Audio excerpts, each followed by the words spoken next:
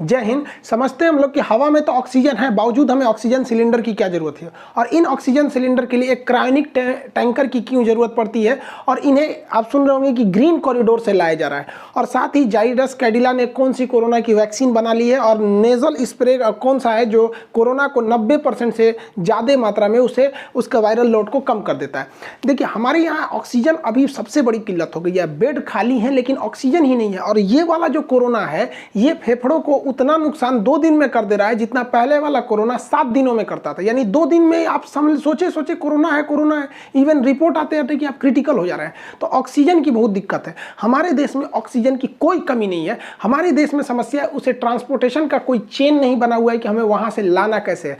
देखिए, हमारे देश में टोटल ऑक्सीजन का जो डिमांड है वो 7000 मीट्रिक टन है। ये डिमांड है हम लोग का आ रहा है, जबकि हमारी जो क्षमता है पर इसको प्रोड्यूस करने की वो है 7800 मीट्रिक टन की। तो इसका मतलब हमारे पास 800 मीट्रिक टन और ज़्यादा ही ऑक्सीजन है जितना डिमांड है। और हम लोग ने अभी गवर्नमेंट ने टारगेट लिया है कि इसे 90,000 मीट्रिक टन ऑक्सीजन की क्षमता को बढ़ा देना है। लेकिन आप देखिए, हम लोग का जो डिमांड है ये डिमांड ज़्यादा नहीं है, फिर भी हम लोग चेन सिस्टम ना होने की वजह से दिक्कत आ जा रहा है। और सबसे बड़ा दिक्कत आता है कि ऑक्सीजन को हम लिक्विड फॉर्म में रखते हैं, और ऑक्सीजन को लिक्विड बनाने के लिए उसे ठंडा करना पड़ता है। एकदम ठंडा कीजिएगा तो वो पानी बनने लगेगा। जैसे आप देखिएगा, ठंड के दिनों में टेम्परेचर घटता है तो हवा पानी बनने लगती है। हम जो सांस अभी छोड़ रहे हैं अभी ये पानी नहीं बन रहा है, लेकिन अगर अभी टेम्परेचर हो जाए जनवरी फरवरी के महीना में हम यही सांस छोड़ेंगे तो इसी में का हवा पानी बनने लगता है जो भाप की तरह दिखने लगता है। तो ऑक्सीजन को ठंडा करना पड़ता है।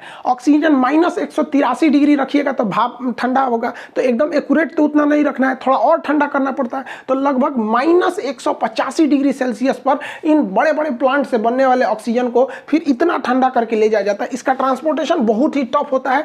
इसे रखने के लिए एक अलग से कंटेनर आता है जिसका टेम्परेचर -185 डिग्री सेल्सियस रहता है। कोई भी चीज का टेम्परेचर अगर 150 डिग्री सेल्सियस से ज्यादा नीचे चला जाता है तो उस टेम्परेचर को हम क्रायोनिक टेम्परेचर के नाम से जानते हैं, क्रायोजेनिक। तो ऐसे टैंकर जो होते हैं उन्हें कहते हैं क्रायोजेनिक टैंकर। टाटा ने अभी ऐसे कई क्रायोजेनिक टैंकर को आयात किया।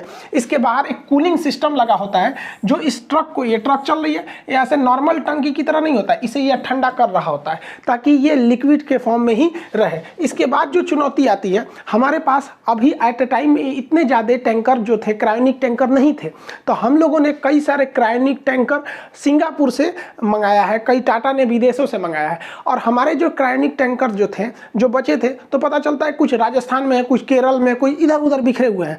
और जो ऑक्सीजन का प्लांट है, जो ज़्यादातर स्टील प्लांट से आ रहे हैं, राउरकेला के स्टील प्लांट, दुर्गापुर, विशाखापट्टनम, यहाँ से ज़्यादा आ रहे हैं, वाईजैग वगैरह से, तो यहाँ तक में वो टैंकर ही नहीं है। तो हमारी भारतीय वायुसेना अपने सबसे बड़े जहाज जो है C-17 ग्लोब मास्टर, उससे इन खाली टैंकरों को भर रही है उसमें, और इनको क्या करती है, वो स्टील प्लांट तक उड़ा के लाती है। फिर ये टैंकर इसमें से निकलते हैं, भरते हैं, फिर उन्हें जगह तक पहुंचा रही है। तो एयरफोर्स ने भी इसमें बहुत ज़्यादा बढ़ चढ़ के हिस्सा लिया ताकि ऑक्सीजन को टाइम से पहुंचाया जा सके। हमारे पास ऑक्सीजन की कमी नहीं है। अब इसमें रेलवे ने भी काम किया, रोल ऑन रोल ऑफ। मतलब आपको अगर मान के चलिए कि उड़ीसा में ये टैंकर भर दिया गया, तो ये ड्राइवर खुद चला के लाएगा, उससे बेटर है कि इसको रोल करके चढ़ा दीजिए किस पर, इस मतलब मालगाड़ी पर, और ये मालगाड़ी चलेगी और फिर जब दिल्ली पहुंचेगी तो उसे उतार दीजिए, तो रोल ऑफ। तो इसी को रोल ऑन रोल ऑफ कहते हैं। लेकिन समस्या क्या है, ये जो ट्रेनें चल रही हैं जरूर है, लेकिन ये लेट चल रही हैं।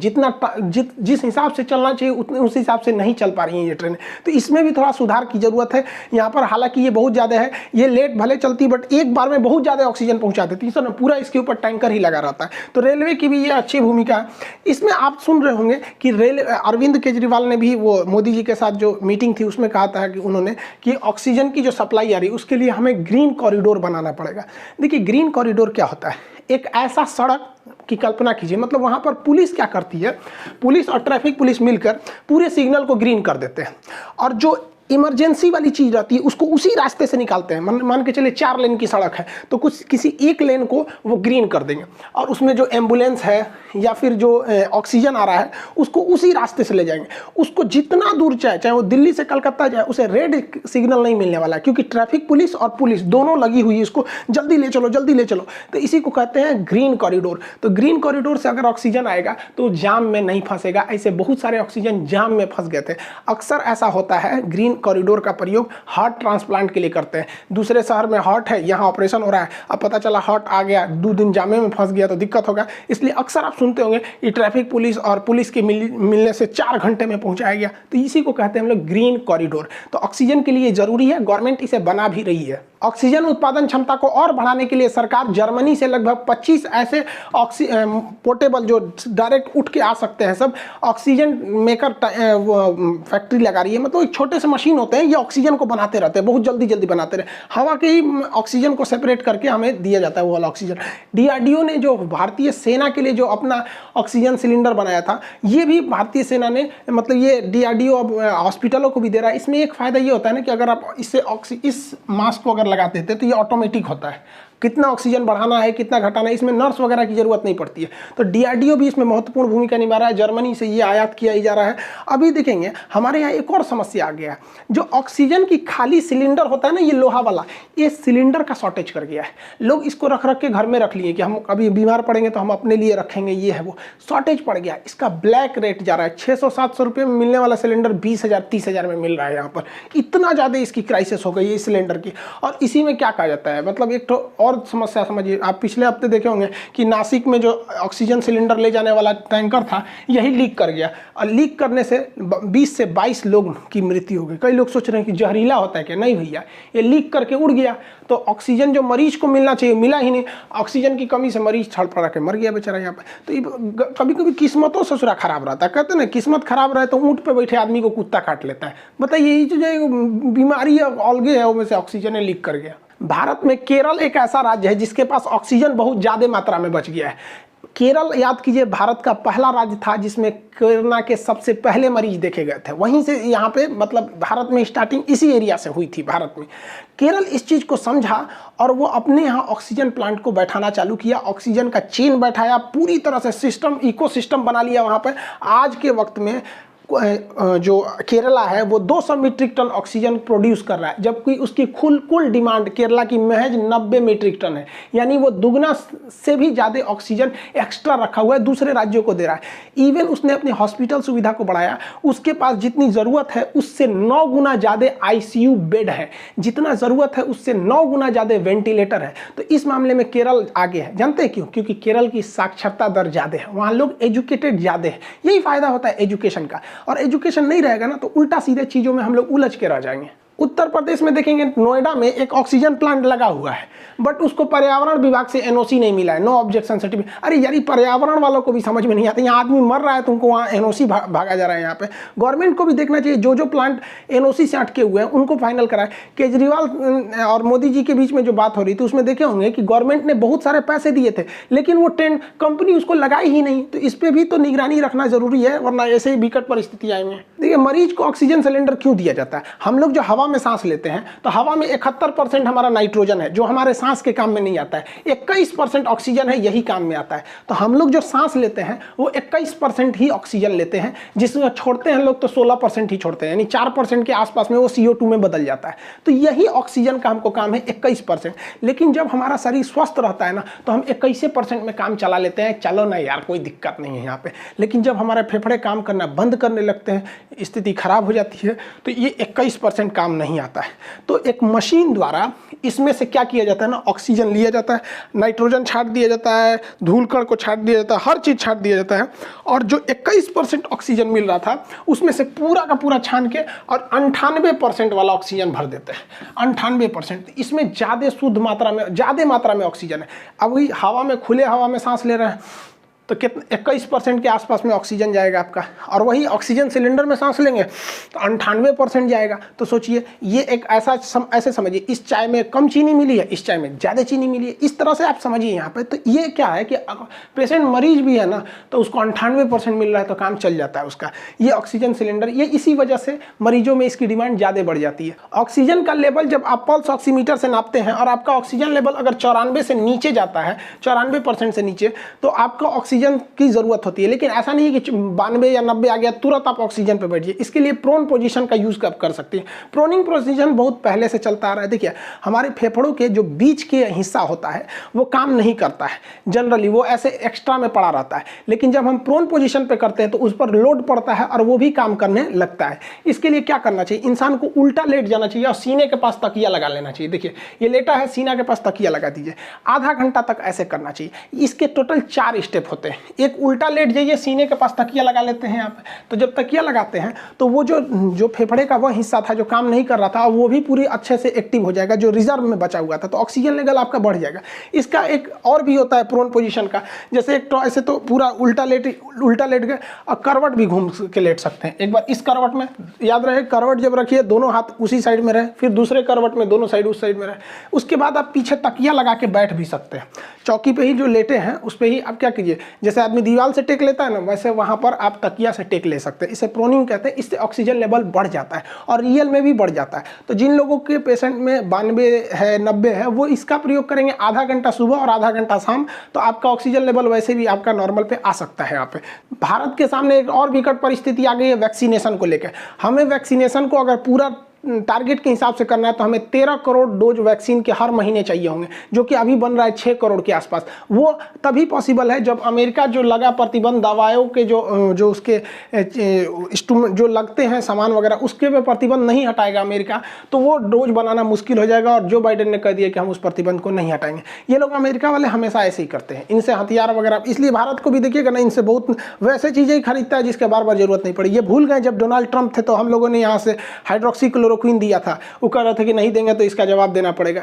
देखिए हम इन लोग बहुत बड़ा एहसान फरामोश है। इसीलिए कहा जाता है कि हमारा एक पुराना दोस्त 2 नए दोस्तों से ज़्यादा महत्व रखता है। रूस ने वादा किया भारत को कि वो 4 लाख रेमडेसिविर की डोज हर हफ्ते दे देगा, साथ में ऑक्सीजन के क्रायोजेनिक टैंकर देगा, ऑक्सीजन भी देगा, और अपना वैक्सीन स्पुतनिक जो उसने बनाया है उसकी भी एफिकेसी रेट बहुत अच्छा है, वो भी भारत को देगा। तो ये पुराने दोस्त हैं हम लोग के, ज़्यादा सूटेबल होते हैं। ये लोग सचरा लोग बताइए मौका पे पलट गया। अभी के वक्त में कोरोना में जिंकोवाइट जो है जिंक का मात्रा बढ़ाने के लिए है, लिम्सी जो विटामिन सी के लिए है ये जरूरी है, ये फिक्स है। यहाँ पे डेक्सामेथासोन भी बहुत ज़्यादा फायदा कर रहा है। ये आपका मतलब स्टेरॉइड में मतलब फीवर वगैरह में आप लोग इसका यूज करते हैं, लोग ज़्यादा तो डॉक्टर इसमें यूज कर रहे हैं यहाँ पर। साथ में इसमें खून के थक्के बनने की समस्या ज़्यादा आती है, तो डॉक्टर के प्रिस्क्रिप्शन के हिसाब से एंटीकोगुलेंट मिलाना पड़ता है जो खून को थोड़ा पतला कर देता है ताकि गाढ़ा होकर थक्का ना बन सके। रही बात रेमडेसिविर की कालाबाजारी इतनी ज़्यादा हो रही है जिसका कोई हद नहीं,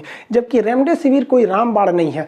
इसका एक फिक्स है कि शुरुआती दिनों में अगर आपको रेमडेसिविर लग जाता है स्टार्टिंग फेज में तो कुछ हद तक सुधार हो सकता है, लेकिन कुछ लोगों को ऐसा लग रहा है कि रेमडेसिविर ले लेंगे तो बच जाएंगे। एक आदमी से हमारी बात हुई, कहा सर हमको कोरोना का कोई डर नहीं, हमने रेमडेसिविर रख लिया। हम कहे वाह अरे भैया वाह, रेमडेसिविर रख लिए तो बच जाएंगे। यहाँ पे नहीं भाई, उस तरह से तो बहुत से ऐसे लोग हैं जो हॉस्पिटल भी नहीं जाते हैं, चौकी पे बैठे रहते हैं तो ठीक हो जाते हैं। तो क्या चौकी को आप इंजेक्शन मान लेंगे, ये चौकी पे बैठ जाइए, क्या बैठा पे चाचा ठीक हुए थे, हम वो ठीक हो जाएंगे?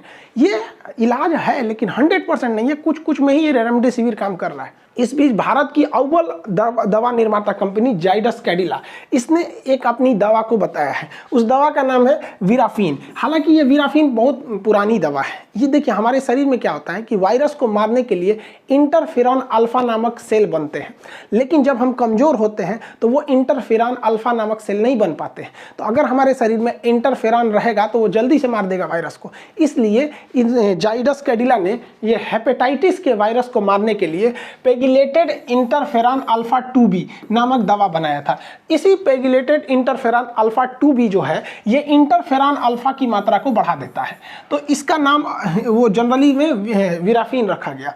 अब चूंकि हेपेटाइटिस पर इसका प्रयोग किया गया और हेपेटाइटिस भी आरएनए वायरस होता है और कोरोना भी आरएनए वायरस है, इसलिए इसका प्रयोग करके देखा गया कि क्या यह काम करता है कि नहीं। तो वीराफिन एक्चुअली हेपेटाइटिस की दवा थी। जब इसको देखा गया तो बहुत ही बेहतरीन काम किया। यहाँ पर पेगिलेटेड इंटरफेरॉन अल्फा 2b का ये फार्मूला होता है, यहाँ पर समझा गया, बहुत बेहतरीन काम किया। 1 हफ्ते में निगेटिव कर दिया कोरोना से। तो भारत सरकार इसे इमरजेंसी अप्रूवल दे दिया है कि अब इसका भी प्रयोग कर सकते हैं, लेकिन ये प्रयोग हॉस्पिटल में ही होगा, पर्सनल किसी को नहीं दिया जाएगा। कोरोना से लड़ने के लिए कनाडा की कंपनी जो थी, सैनिटाइजर थे, उसने ना, कंपनी का नाम था, उसने एक नोजल ये स्प्रे बनाया। इस स्प्रे को करने से 7 दिन के अंदर अंदर कोरोना क्या हो रहा है, उसका लोड घट के 0 तक आ जा रहा है। 99% इसका है। ये बहुत शानदार काम कर रहा है और इसे लेने के लिए किसी डॉक्टर की ज़रूरत नहीं है। नॉर्मल इसमें लगा है, इसको दबाइएगा तो स्प्रे का, कैसे सैनिटाइजर में दबाते हैं तो फेंक देता है वहाँ पे, तो नॉर्मल लगा के इसको करके प्रयोग किया जा सकता है। हालांकि ये बहुत बेहतरीन सक्सेस हुआ है कनाडा में। हालांकि इसका कई जगह मान्यता भी मिल गया है, ब्रिटेन हो गया, इजराइल हो गया, इसे मान्यता दे दिया है। तो भारत सरकार को भी इसे देना चाहिए। देखिए, ब्रिटेन भी तो पागल है नहीं जो इसे मान्यता दे देगा फालतू में। इजराइल हम लोग से बहुत टेक्नोलॉजी में आ गया, उसने जब मान्यता दिया तो मतलब इसमें कुछ है। और दूसरा, अगर मान के चलिए कि ये उतना काम नहीं भी करेगा तो कौन सा हम इसको ब्लड में दे रहे हैं, ससुरा नकिये में न दे रहे हैं, बहुत ज़्यादा नुकसान नहीं करेगा। तो क्रीम पाउडर ये सब जो बाहर से चीज़ लगते हैं उतना नुकसान नहीं देते हैं। तो भारत सरकार भी इस पर ये अप्रूवल के लिए दे रहा है। हालांकि ये पार्टनर खोज रहा है भारत में, और जैसे पार्टनर मिल जाएगा भारत सरकार के डीजीसी जो है, drug controller general of India, वो परमिशन दे देंगे तो हो जाएगा। तो इसी तरह का नोजल भारत बायोटेक भी बना रहा है और सीरम इंस्टीट्यूट ऑफ इंडिया भी बना रही है। लेकिन अभी ये लोग स्टार्ट किए हैं, जुलाई अगस्त तक जाएगा, तब तक कोरोना का पीक आएगा मई के बीच में। तो ये इससे इमरजेंसी अप्रूवल मिलेगा तो एक राहत की सांस लेंगे हम लोग। 2 देश ऐसे भी हैं जो कोरोना मुक्त हो चुके हैं, एक आपका इजराइल हो गया, दूसरा यहाँ पे आपका न्यूजीलैंड हो गया। ये लगभग कोरोना से मुक्त हो चुके हैं। हालांकि अब जिस हिसाब से चल रहा है, कोरोना की वैक्सीन भी आ गई, जाइडस कैडिला की विराफिन दवा भी है और नोजल स्प्रे भी है। इस तरह से कोरोना का खात्मा ज़्यादा मतलब लग रहा है कि हाँ, कुछ नई किरण की नई उम्मीद जगी है। कुछ लोग अभी भी वैक्सीन से डर रहे हैं। ऐसे लोगों को क्या करें? देखिए, बीड़ी, सिगरेट, गुटखा, पान, इस सब पे लिखा रहता है यह मौत का कारण है, लेकिन फिर भी लोग उसको खाते हैं। और वैक्सीन पे लिखा है कि आपकी ज़िंदगी बचा सकती है, लेकिन फिर भी इससे लोग डर रहे हैं। वाह रे वाह, यही तो है हमारे यहाँ गुटखा का प्रचलन। बोलो जुबां केसरी, मरो ससुरे तुनाई जुबां केसरी। यहाँ बोलो के वैक्सीन लगाएंगे हम तो ना, जुबां केसरी करिए, केसरी जुबां। इसे बताइए, गुटखा से लोग नहीं डरते हैं। हजारों लोगों की जान लेता है शराब, गुटखा, पान, बीड़ी, लेकिन ना वैक्सीने से इन लोग को ज़्यादा डर लगता है। देखिए, आप सब लोग को एक बात बताते हैं, एकदम ध्यान से समझिएगा। 15 मई तक, 15 से 20 मई मान के चलिए, 20 मई तक अगर आप अपने आप को कोरोना से बचा लेते हैं तो आपके बचने की संभावना बहुत ज़्यादा हो जाती है, क्योंकि गवर्नमेंट हर उस सिस्टम को अब ठीक कर रही है। लेकिन इस सिस्टम को ठीक करने में 15 से 20 दिन का समय लगेगा। और अगर अभी आप जाके हॉस्पिटल में एडमिट होते हैं ना, तो ना ऑक्सीजन मिलेगा, ना दवाई वाई कुछ ना मिलेगी, सीधे जाएंगे ऊपर यहाँ पे। इसलिए अभी बचने की कोशिश कीजिए, अभी बहुत ज़्यादा रिस्की चल रहा है। 15 से 20 मई तक अगर आप बच गए ना, तो उस समय तक ऑक्सीजन भी अवेलेबल हो जाएगा, हर चीज़ें अवेलेबल हो जाएंगी।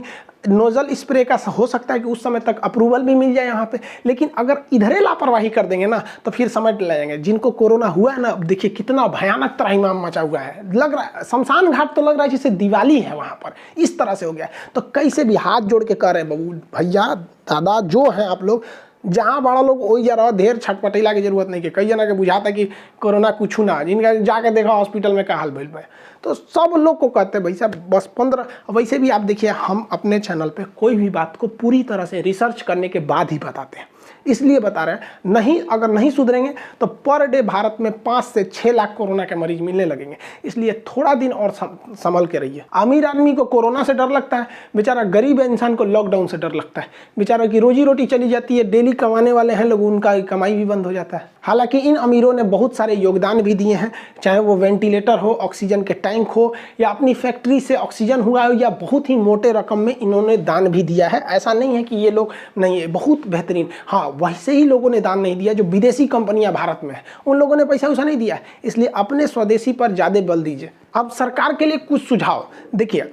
इस कोरोना के विकट परिस्थिति में बहुत सारे प्राइवेट हॉस्पिटल बंद करके भाग गए हैं, मरीज नहीं देख रहे हैं। प्राइवेट हॉस्पिटल बहुत सारे ऐसे हैं, तो गवर्नमेंट को ऐसे प्राइवेट हॉस्पिटलों को अपने अंडरटेकिंग ले लेना चाहिए, उसे ले लेना चाहिए। और जो कोरोना के माइल्ड सिम्टम वाले मरीज हैं, यानी जो खतरनाक नहीं पीड़ित हैं, जिन्हें नॉर्मली ठीक किया जा सकता है, हल्का फुल्का की ज़रूरत है, तो उन्हें ऐसे प्राइवेट हॉस्पिटलों में भर देना चाहिए। इससे क्या होगा कि सरकार के जो कोविड हॉस्पिटल है, जो सरकारी हॉस्पिटल है, उस पर जो बेहतरीन डॉक्टर लगे हैं, बेहतरीन इंफ्रास्ट्रक्चर लगा हुआ है, ऑक्सीजन लगा हुआ है, वो उनको भी लगा है जो सीरियस हैं, उनको भी लगा है जो सीरियस नहीं है। तो ये समस्या है। तो जो सरकार का अपना कोविड हॉस्पिटल है, कोविड सेंटर सेंटर है, कोविड कमांड सेंटर है, या जो सरकारी हॉस्पिटल है उसको उसके लिए रिजर्व रख दिया जाए जो एकदम सीरियस मरीज है वहाँ पर, क्योंकि उन्हें भर्ती करना जरूरी हो जाएगा। और इन प्राइवेट हॉस्पिटलों को और इसमें काम कर रहे नर्स और डॉक्टर को सरकार इमरजेंसी घोषित करते हुए 1 से 2 महीना के लिए अपने अंडर में ले सके। अब भारत में कुछ भी लिया जा सकता है, नेशनलाइज कुछ भी हो सकता है, यहाँ पर ले लें। यहाँ पर सरकार 1 मई से कही है वैक्सीनेशन के लिए। भाई साहब, हमको तो लग रहा है कि कोरोना से लोग इतना डर गए हैं कि 1 मई से जो लंबी लाइन लगेगी वहां लाइन से ऐसे ना हो जाए कि वहां से कोरोना फैलना चालू हो जाए, क्योंकि इंफ्रास्ट्रक्चर नहीं है। तो आज जितने भी प्राइवेट स्कूल है वो सारे के सारे बंद है, इवन सरकारी भी बंद है। तो सरकारी और प्राइवेट स्कूलों को सरकार को क्या करना चाहिए, उसे अपने अंडर टेकन ले लेना चाहिए 2 महीने के लिए। और वहां पर हर जगह पे, ऐसा कोई जगह नहीं है जहां पे स्कूल नहीं है, वहां पर उन्हें कोरोना की वैक्सीन देनी चाहिए, उसको वैक्सीन सेंटर बनाना चाहिए। और जितने टीचर सरकारी छुट्टी पर है ना, इन टीचरों को वैक्सीन ट्रांसपोर्टेशन में लगाना चाहिए। खाली बैठे हैं वो लोग वहां पर। अभी क्या है कि हर काम मेडिकल स्टाफ ही कर रहा है, तो वैक्सीन को ले आना, वहां पर रजिस्टर मेंटेन करना, किस व्यक्ति को लग रहा है, आज टारगेट पूरा हुआ कि नहीं हुआ, ये काम इन सरकारी स्कूल के टीचरों को सौंप देना चाहिए, जिस तरह से चुनाव आयोग सौंप देता है इन लोग को। और जो मेडिकल स्टाफ है उसका मेन काम होना चाहिए, पेशेंट से उनका ये मतलब होना चाहिए, वो आई तुरंत वैक्सीन दी। अभी क्या हो रहा है, बेचारा मेडिकल स्टाफ ही हाजिरी बना रहा है, वही रिकॉर्ड चेक कर रहा है, वही वैक्सीन को लेके आ रहा है, वही वैक्सीन लेके जा रहा है, कितना लगा कितना सब। बेचारा वो क्या इंसान नहीं है सब, क्या मेडिकल वाले बेचारे डॉक्टर और नर्स लोग को देखिएगा ना, ड्यूटी करते करते बेचारों का हालत खराब हो गया। तो इन लोग को बैठा के सैलरी देने से क्या मतलब है।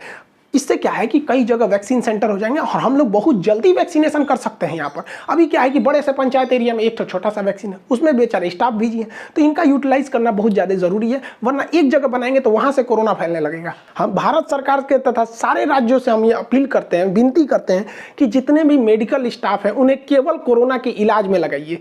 हर हॉस्पिटल में मैनेजमेंट को देखने के लिए वहां पर आप अधिकारियों को नियुक्त कीजिए। अभी रेलवे है, उसके अधिकारी फ्री हैं, बहुत रेल नहीं चल रही है। मेट्रो अभी बंद पड़ी हुई है, उसके अधिकारी फ्री हैं। तो ऐसे अधिकारियों को हॉस्पिटल के एडमिनिस्ट्रेटिव की जिम्मेदारी दे दीजिए कि किस नर्स की ड्यूटी रात में लगेगी कि दिन में लगेगी, ऑक्सीजन आया कि नहीं आया। ये अधिकारी हैं तो इन्हें मैनेजमेंट करने आता है, ये बेहतरीन ढंग से कर सकते हैं। तो आपने छोड़ दिया हॉस्पिटल को, बेचारा वही ऑक्सीजन देख रहा है कि नहीं है, सप्लाई देख रहा है, हाजिरी देख रहा है, ड्यूटी देख रहा है, शिफ्ट देख रहा है, सैलरी देख रहा है, अटेंडेंस देख रहा है, मर जाएगा बेचारा वहां पर। अभी के वक्त में इन 2 महीने के बीच में क्रूशियल टाइम है, इन लोग को झोंक दीजिए यहाँ पर। हॉस्पिटल के डॉक्टर नर्स का काम केवल और केवल कोविड मरीज को देखना है, इनका मैनेजमेंट हो जाए। बाकी वो हॉस्पिटल जो डॉक्टर हैं वो कहाँ रह रहे हैं, ये सारा काम ये लोग देख सकते हैं। अब जैसे हमारे मंत्री जी हो गए, जैसे अमित शाह जी हो गए, उद्घाटन करने हॉस्पिटल जा रहे हैं या स्थिति का जायजा, पता चला 4 डॉक्टर इनके आगे पीछे घूम रहा है। हम ये नहीं कह रहे कि आप उद्घाटन करने मत जाइए, अच्छी बात है आपके जाने से वहां पे और मतलब त्वरित काम होगा, लेकिन 10 डॉक्टर बिजी हो जा रहा है। तो ऐसे जो एडमिनिस्ट्रेटिव में लगे रहेंगे लोग, वो लोग दिखा देंगे कि हाँ सर आप हमारे होम मिनिस्टर हैं, देखिए ये पोजीशन है, इतना ऑक्सीजन है, इतना ये मरीज है, ये है। डॉक्टर अपना बिजी, कोई मतलब नहीं। अब गृह मंत्री आए या प्रधानमंत्री आए, जब तक कोरोना है डॉक्टर को छोड़ दीजिए यहाँ पे, हाँ कोई भी मंत्री है भैया, वो एडमिनिस्ट्रेटिव वाला देख लेगा यहाँ पर।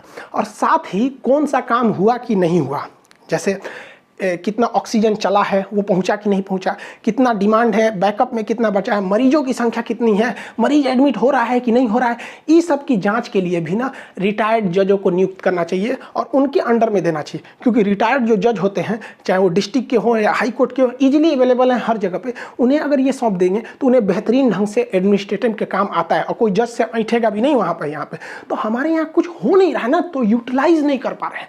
और इसको समझने में हमारे हाथ जोड़ के विनती करते हैं, सरकार बात मान लीजिए। आप लोग बहुत सारे बात मान लेते हैं, हमारे लिए भी देश पे एहसान होगा अगर ये बात मान लेते हैं। तो इस चेन को बनाने में 10 से 15 दिन लग जाएगा, इसलिए आप लोग संभाल के रखिए, कैसे भी 10 से 15 मई तक आप लोग अपने आप को बचा के रखिए, नहीं तो बहुत दिक्कत हो जाएगा। और जिन शहरों में कोरोना बहुत खतरनाक है, जैसे लखनऊ हो गया, इलाहाबाद हो गया, मुंबई का एरिया हो गया, उन जगहों पे जहाँ पे सख्ती है वहाँ 10 से 15 दिन का कंप्लीट लॉकडाउन लगाइए, एकदम भयानक वाला। क्योंकि ज़्यादा ढिलाई देना भी ठीक बात नहीं होता है लॉकडाउन में वहाँ पे। और जो प्रशासन है उनके पैरामिलिट्री फोर्सेस का हेल्प लीजिए लॉकडाउन को सख्ती से पालन करने के लिए, तब जाके हम इस कोरोना से लड़ पाएंगे। वरना हमारा देश जो है ना एक एक हीरा खो रहा है। कोरोना के बेड पे मरा हुआ कोई भी व्यक्ति इस देश का महान व्यक्ति हो सकता था। जब अब्दुल कलाम ट्रेन में बैठ के अखबार बेचा करते थे तो कोई नहीं जानता था कि वो एक दिन मिसाइल मैन बनेगा। तो न जाने जिन्हें आप संख्या गिन रहे हैं ना, उन संख्या में कौन हीरा होगा इस देश के लिए कोई नहीं जानता है। भगवान से हम विनती करते हैं जल्दी से इस आपदा से निकाले, और आप लोगों से भी कहते हैं बच के रहिए। हम और आप मास्क वगैरह जरूर लगाएं, जो नियम है उसका पालन करें। मिलेंगे नेक्स्ट क्लास में। जय हिंद।